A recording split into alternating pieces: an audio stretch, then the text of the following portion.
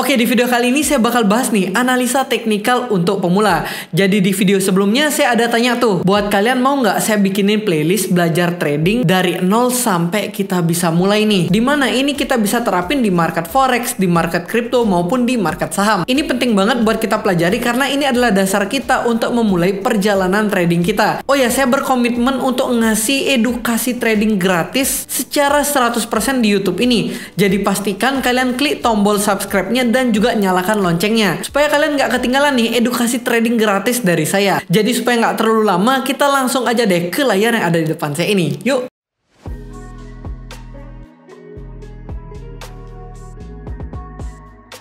Oke, di sebelah saya ini udah ada materi khusus yang udah saya siapkan. Jadi di sini saya bakal jelasin analisa teknikal untuk pemula dari forex, kripto, dan juga saham. Ini adalah video lanjutan kedua yang harus kalian tonton. Jadi sebelum bahas ke analisa teknikal, ada beberapa pertanyaan yang wajib teman-teman jawab nih. Jadi saya yakin di sini teman-teman yang nonton video ini, entah teman-teman bener-bener pemula atau 70%-nya teman-teman itu udah mulai trading tapi beberapa kali loss. Jadi langsung nyari analisa teknikalnya itu bagaimana. Nah, sebenarnya nggak masalah entah teman-teman pemula atau baru mulai dan banyak ngalamin loss, tenang aja. Saya cuma punya beberapa pertanyaan kayak gini. Nah, yang pertama, ini pertanyaan khusus buat teman-teman yang udah open posisi lalu kok loss terus ya? Kok ada orang yang bisa berhasil tapi kok saya selalu gagal? Nah, pertanyaannya yaitu, apa alasan kamu ketika open posisi? Apakah kamu ikut-ikutan orang lain atau sekedar ngelihat, oh ini orang beli, jadi saya langsung long position? Apa kayak gitu? Lalu yang kedua, apakah momentum entry-nya itu udah tepat? Atau kalian cuma ngelihat, oh ini harganya naik, saya langsung beli? Atau oh ini harganya turun, saya langsung jual?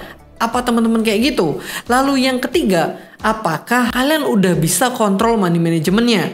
Jadi mungkin ngelihat, oh orang-orang cuannya ribuan %, langsung ngerasa, oh saya bisa kayak gitu nih, saya langsung full margin, full leverage, dan ya kita tahu lah hasilnya kayak gimana. Apakah kayak gitu?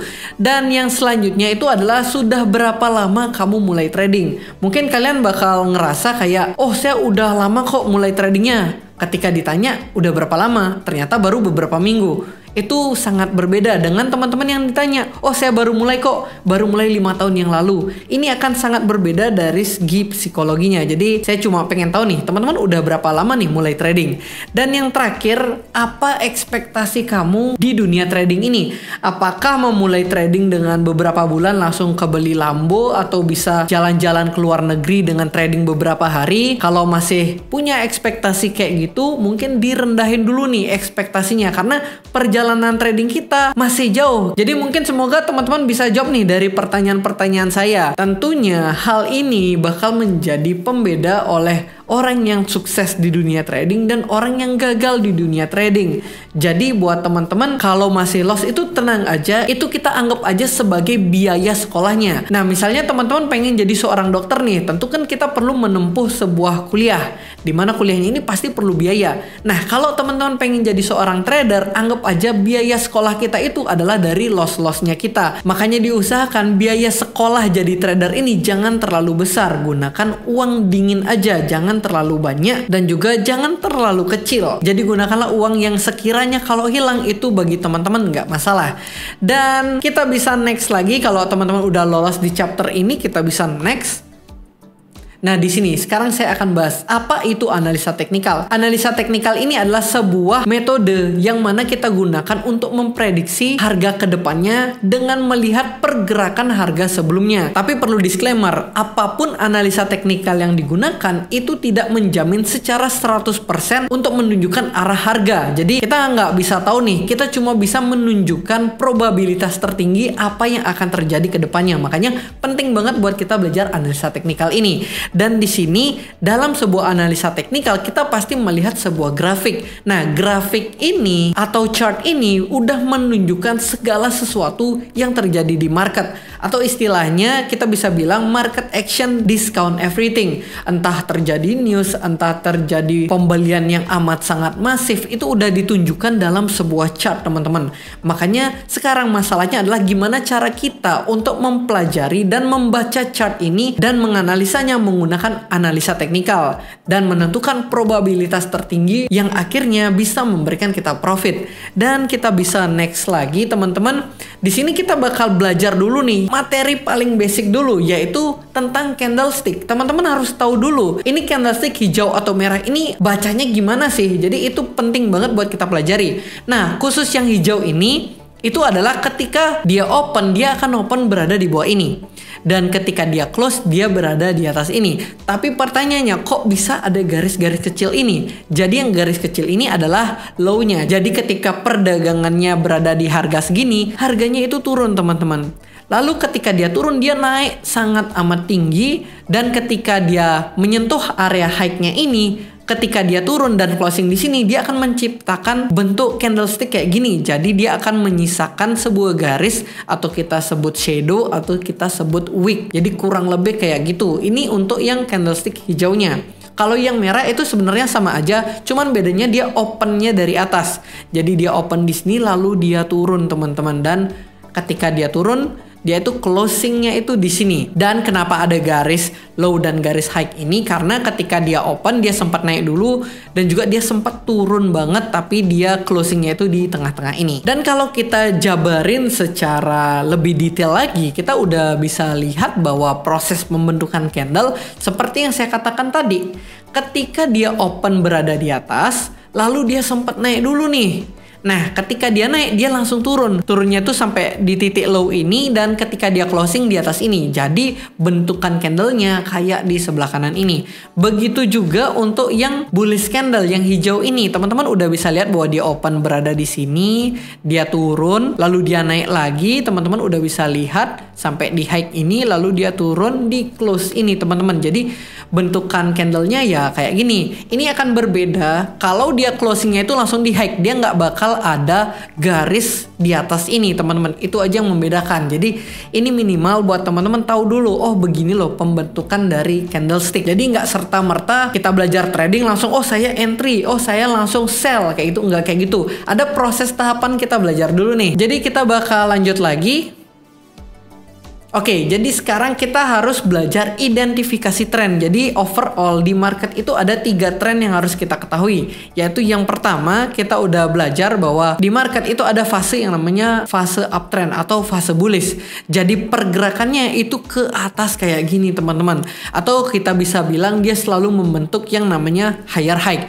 Di sini higher high lagi. Dia terus membentuk yang namanya higher high. Jadi ini adalah pergerakan yang uptrend. Kalau kita tarik garis pun dari bawah ini ke atas ya kita udah tahu nih pergerakannya uptrend. Ini adalah kondisi market yang amat sangat menarik buat kita tradingkan. Karena orang-orang yang trading di spot dan orang-orang yang trading di futures itu sama-sama seneng. Karena pergerakan harganya itu naik. Beda cerita kalau pergerakan harga itu adalah downtrend atau bearish.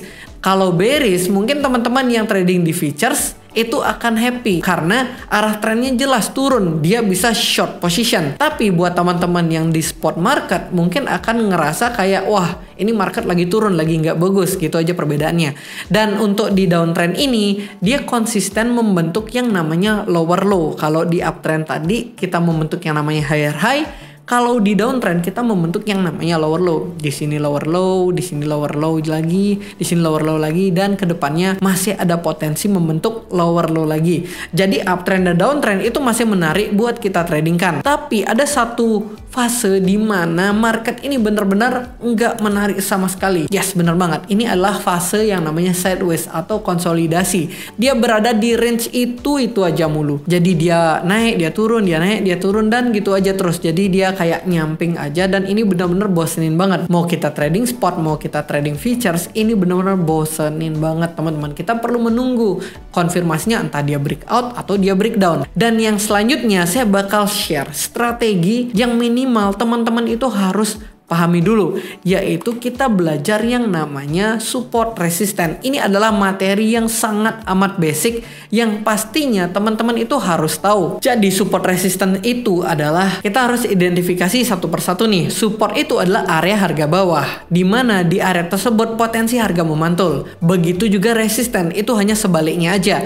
Di sini kita udah contoh nih. Kita udah bisa menentukan resisten ketika ada rejection. Contoh di sini, ketika harga naik dan di sini dia reject. Nah, ketika dia reject di sini, udah kita bisa tarik garis area. Nah, ketika kita tarik garis area kayak gini, kita udah bisa menunggu nih area harga selanjutnya. Apakah dia bakal reject di area yang sama atau enggak? Nah, kalau dia reject di area yang sama, ini berarti resistennya udah valid teman-teman. Jadi nanti kita bisa tunggu untuk rejection yang ketiga ini, apakah dia bakal breakout atau dia bakal reject. Kalau dia reject, artinya kita bisa melakukan short position. Karena entry point kita udah pas banget, momentum entry kita udah pas. Jadi kita bisa melakukan short position di sana. Begitu juga untuk di support misalnya. Nah, di support itu kita bisa identifikasi apabila ketika harganya turun dan dia memantul di sana, itu udah kita bisa identifikasi bahwa oh ini rasanya sebuah support. Menunggu validasinya itu bagaimana? Kita tunggu. Apabila ketika kita udah tarik garis area di sini dan kita tunggu di area selanjutnya, apakah dia mantul lagi nggak di sana? Kalau dia mantul lagi di sana, berarti ini supportnya udah valid. Kita bisa langsung ikutan entry di sini atau kita menunggu lagi ketika dia menyentuh area tersebut dan dia memantul di sana. Mungkin itu strategi yang bisa kita lakukan. Tapi balik lagi, penerapan ini kita perlu perhatikan juga bagaimana pergerakannya di market. Nggak serta-merta kita bisa langsung entry, oh dia di support langsung entry. Nggak bisa kayak gitu. Kita harus cari konfirmasinya. Nah, mungkin sekarang pertanyaannya, apakah support resisten ini lebih bagus sebuah garis apa sebuah area? Jawaban dari saya lebih nyaman menggunakan sebuah area karena ini membuat kita lebih mentoleransi pergerakannya. Karena kalau kita kasih garis aja, misalnya nih, ini garis di area 30.000. Misalnya dia turun ke 29.950, masa kita anggap itu langsung jebol support? Rasanya kurang pas ya. Makanya kalau saya lebih merasa bahwa area support atau resisten ini adalah sebuah area, teman-teman. Dan yang selanjutnya saya bakal ajarin teman-teman itu yang namanya RBS strategi. Nah, RBS strategi ini apa sih? Jadi kita bakal next lagi. Nah, RBS strategi ini adalah resistance become support, teman-teman. Jadi dia tuh sebelumnya resisten nih. Sekarang dia menjadi support. Nah, di sini kita udah bisa identifikasi, teman-teman. Di sini kita udah belajar bahwa oh ini dia area resisten. Dan di sini ketika dia udah breakout, kita bisa tunggu untuk dia menyentuh area resisten sebelumnya yang sekarang menjadi area support. Kenapa? Karena dia udah di breakout di sini.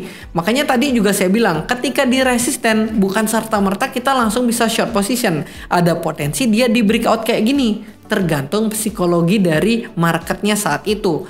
Dan di sini teman-teman, ketika dia udah berada di area support ini udah oke banget buat kita take action karena ada potensi. Misalnya ini kita udah bisa lihat oh ini seperti double bottom. Di sini dia udah retest. Jadi itu mungkin kombinasi sedikit yang bisa kita tambahkan di sini.